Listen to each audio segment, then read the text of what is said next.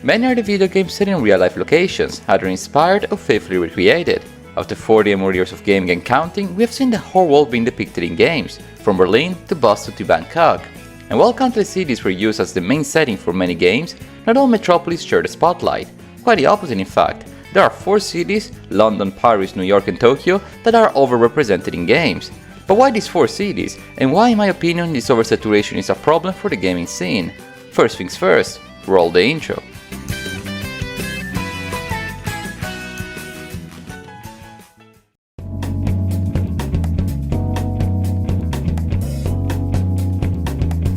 When you think of a game or a series that has more than one real-life city being depicted in them, you inevitably know that in the list you'll find the 4 cities cited in the introduction. Let us take Mario Kart 8 Deluxe as an example. The booster course pack introduces various tracks in the game, some of them being actual real-life cities transposed in the Mario world.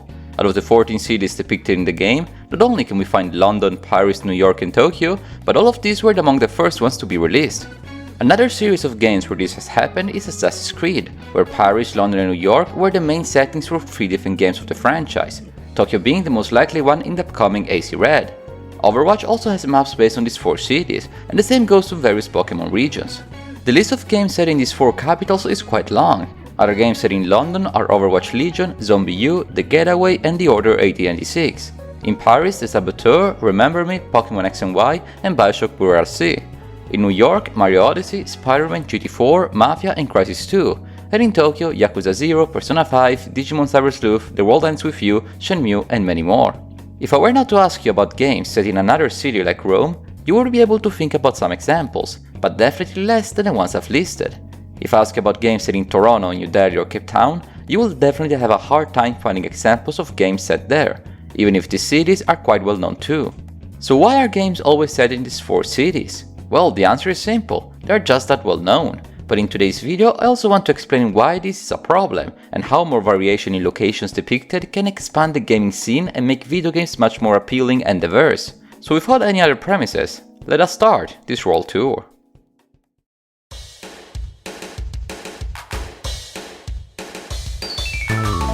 These cities are like no other, known by all, and thus it is inevitable that they are chosen more often for settings of games.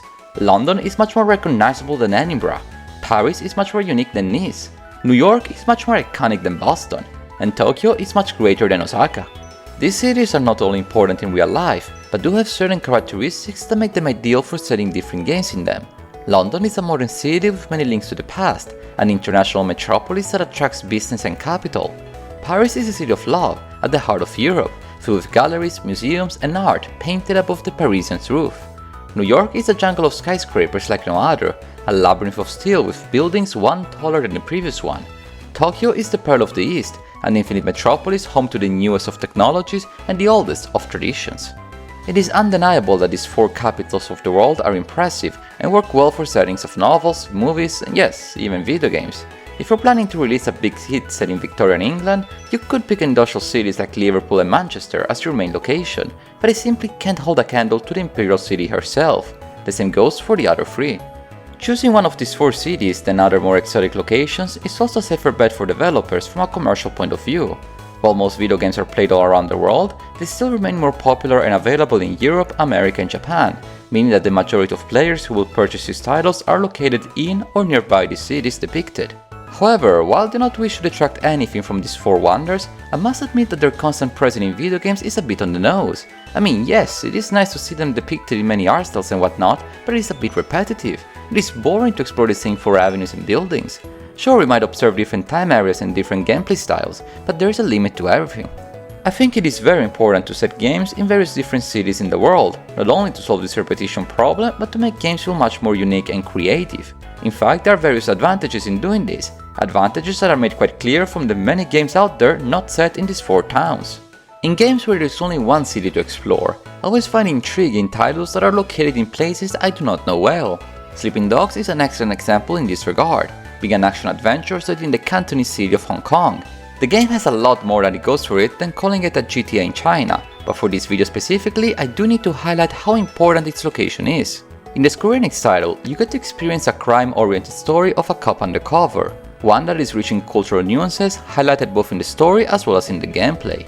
A similar tale can be shared about Mafia 3, set in 1970s New Orleans, a game where the Southern United States really come into life in both plot and game. The city feels unique, and while this is far from the sole game set in Louisiana, it is a breath of fresh air. Setting the entirety of a game in one less mainstream town allows developers not to be stressed to have their work compared with other titles set in the same city. Two games set in the same metro area may have nothing in common, but this small similarity is enough for people to draw comparisons, in some cases even reducing the game essence and cores to a simple which game better depicted New York debate. In games where there are more maps based on real-life locations, diversification is perhaps even more important and felt strongly by the player. In the already cited Mario Kart 8 Deluxe, the first city circuits felt banal. Nice sure, but not extraordinary. Later city tracks were not only more creative in their design, but truly stand out also thanks in part to the choices made on where to place them. Circuits like Amsterdam Drift, Singapore Driftway and Vancouver Velocity are splendid and truly demonstrate how different cities can be memorable places for the races to drive on.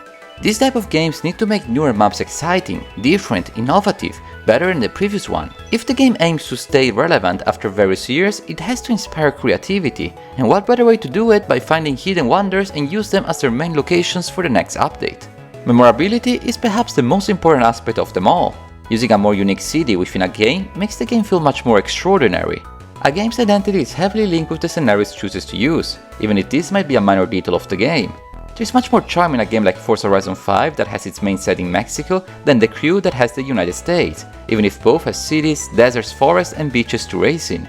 The sole fact that one title dares to explore the beautiful city of Guanajuato than the already seen countless times Manhattan can make an impactful difference that lasts.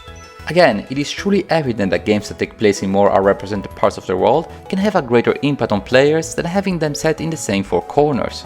It goes without saying that choosing a city not often shown in games also increases the audience in that country being depicted. You can imagine my excitement when I learned as a kid that the new Assassin's Creed game would be set in Italy, in Florence, Venice and Rome. Scottish fans of motorsport had a blast when they found out that Edinburgh was the main location in Forza Horizon 4, and so on.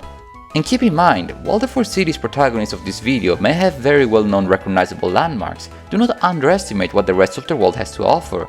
The crystal waters of the Caribbean Sea, the great vastness of the Sahara Desert, the colorful jungles of Indochina all work splendidly in various different games. Even smaller cities have the potential to donate a game with a unique vibe not found in the big four.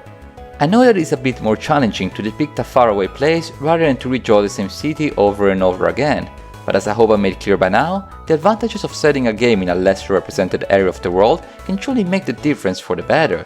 The cities that are waiting to be remade in games are endless. I'll let you think and imagine the ones that most deserve to be remade.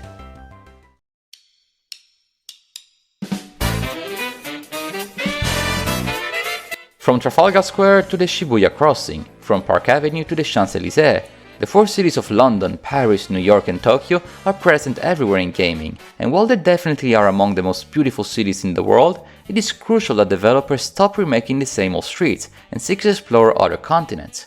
Games do not need to find the most obscure village to set their entire odyssey around it, but setting a game in a city not often or at all depicted benefits the whole gaming world. There are millions of players around the globe, waiting their turn to choose the next destination. If you made it this far, I wanted to thank you one too many London, Paris, New York and Tokyo times for watching today's video. This video was a bit of a shorter one, but I really wanted to share my 2 cents regarding this observation I had while playing various games set around the world. I do wonder if I'm the only one that has noticed these 4 cities popping up very frequently in my gaming session. Did you also experience this sense of deja vu? Anyhow, if you liked the video, do not forget to leave a like, share it and subscribe for more. I wish you all a wonderful day, and until next time, arrivederci.